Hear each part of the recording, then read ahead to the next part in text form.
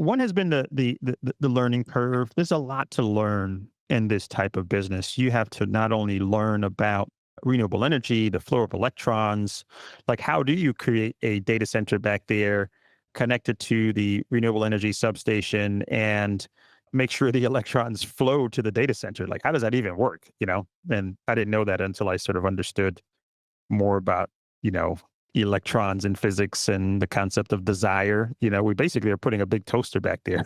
And the toaster's on, right? And electrons go to where they're wanted first, right? And we're the closest one. So it goes to us first before the grid, et cetera.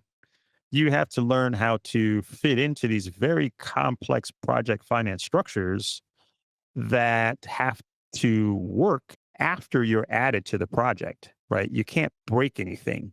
Yeah. By way of example, people ask this or they miss this all the time that, let's say the wind farm has a 100 megawatt PPA attached to it. And so they're obligated to deliver that power downstream.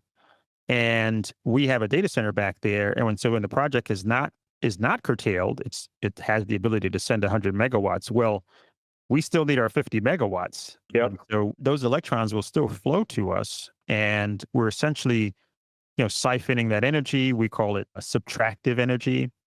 And what we do is we've developed this very simple, clever approach to solving the problem.